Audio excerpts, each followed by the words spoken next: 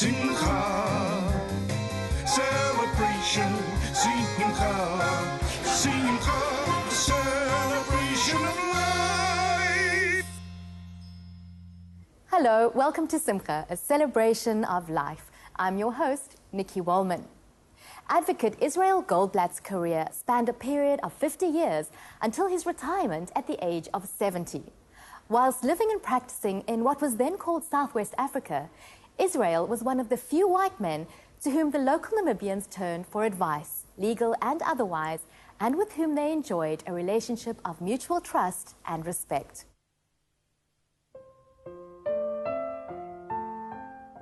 My father studied law.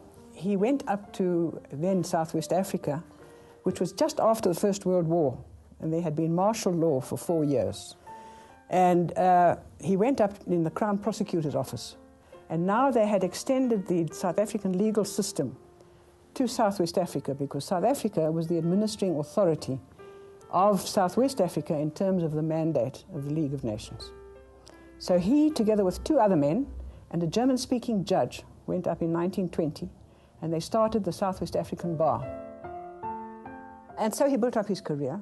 In 1959, round about there, 50, he started writing a history of Southwest Africa from the point of view of the black man, which had never been done. He used to write on the back of tissue boxes. He would write on any piece of scrap paper that he found. And when Naomi found these notes, it's absolutely amazing to see where they were and what they were. After he died, I had to sort out things, and I left certain papers. I just didn't have the feeling of getting rid of them. And at one stage, I decided enough is enough, and there were piles and piles of files and goodness knows whatnot, and I decided to tear them all up. And while tearing up some, by accident, I looked at the one file, and I turned it over, and I thought it's very funny that on the briefs of the one that on the you know, as you turn it over, I saw his handwriting at the back of this brief, so I started reading it. And I realized that there was history here. There was something fantastic. I think it was about 70 or 80 pages long. It's a strange thing, but there are people in Basel in Switzerland who then, had sometime earlier, had started a museum there on only Namibian history and artifacts and posters and goodness knows whatnot. And the man who is the historian used to come by here and always called on me once a year. We were very great friends. And I took this thing out and I said to him, I think there's something quite important that I have found. And he looked at it and he was very excited, and he took it back to Basel. And the historians, the people there, got involved, and they thought it was worthwhile publishing. And that is how the book evolves.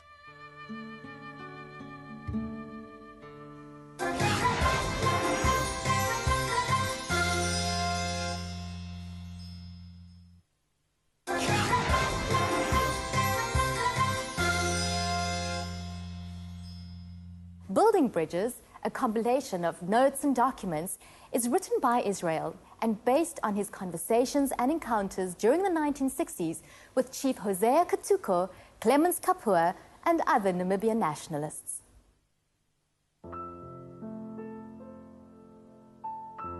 In 1961, he writes a note that says, I'm sitting on the veranda of my chambers, I'm looking at the German church, and he describes the spires. He says, there's a knock on my door, and in comes Clemens Kapua, the deputy chief of the Hereros. That started a relationship between him and essentially Clemens Kapua and the others that lasted until he left in 1970. And he makes notes. This book is essentially his notes, and the dates go with his various meetings with the blacks. In those notes, you find that he deals with their problems that they have. He acted for some of them legally, and they were successful. He wrote about their ancestral worship. He was fascinated by their culture, their fires, the fires for the ancestral worship. He lectured to them in law. There was one man, Levy, who was interested in law. He gave them old law books and he lectured to law. He took them to court to show them how a court case is run. And so he involved, and they came to trust him. And these notes are essentially what Naomi found. So here you have a man, if you want to know the kind of man he was, determinedly independent, man of integrity, a man of tremendous principles, a free thinker, a wonderful father, a husband. He wrote articles, lovely articles, in the South African Law Journal, 1977-78, about the early days of the bar and bench. And they are lovely. And the overriding thing is the humor that comes through. There is an introduction which I wrote, which sort of encapsulates more or less what we've been talking about today. And if anybody got the book, I think they might read that and they say, well, at least I know who he was. And what. They're not going to sit and read through, but the notes are fascinating. And essentially the book is Israel Goldblatt as emerges in these notes that he took on this variety of subjects. That was so lovely. That was what was lovely. So we've been so grateful that some people at least will know the kind of man he was.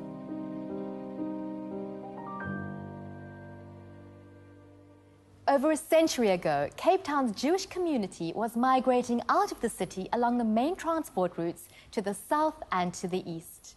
Many settled in Salt River, Woodstock, Observatory and Mowbray, where new opportunities existed.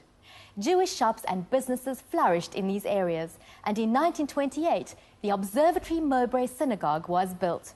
This must be one of Cape Town's best-kept secrets, as many people assume that the shul disappeared over 20 years ago with all the other old shuls in the area.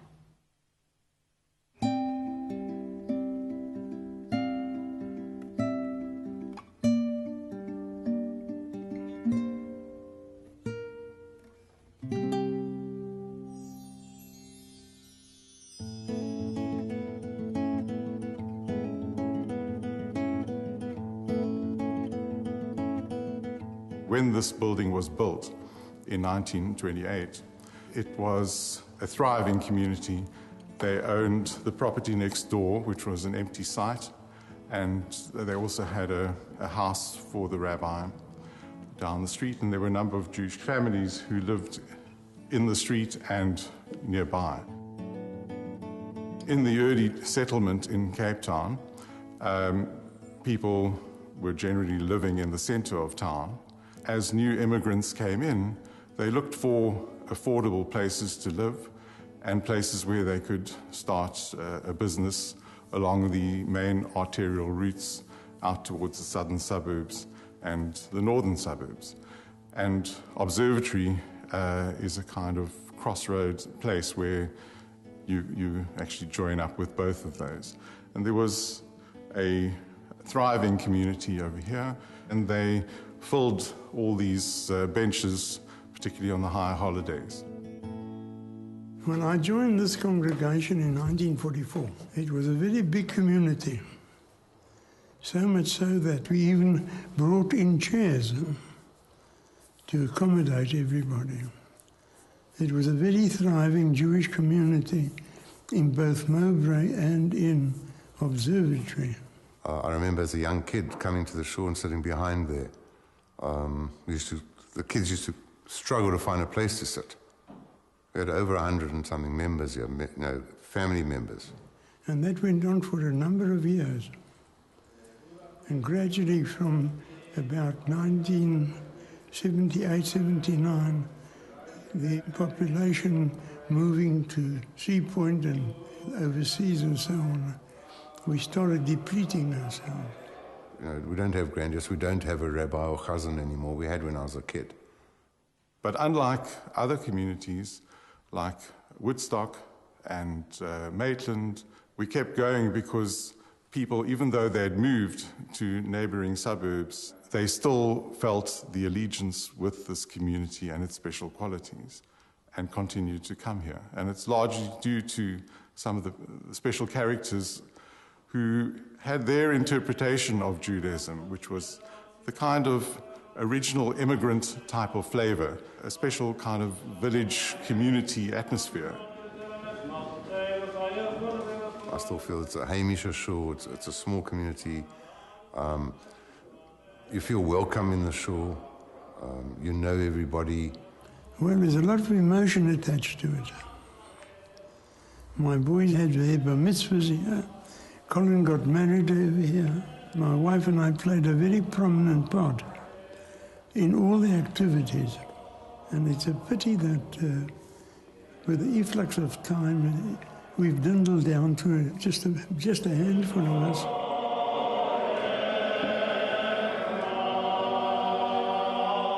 This area is going through a major transformation. It's become a student center.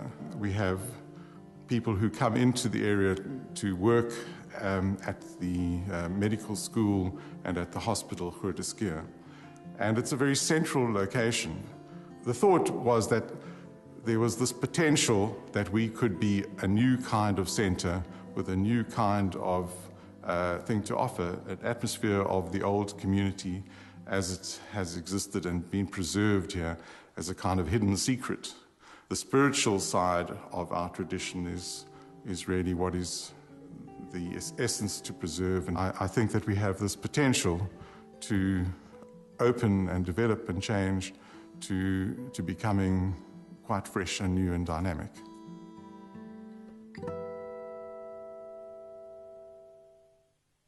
Well, that brings us to the end of today's show. Thank you so much for being with us.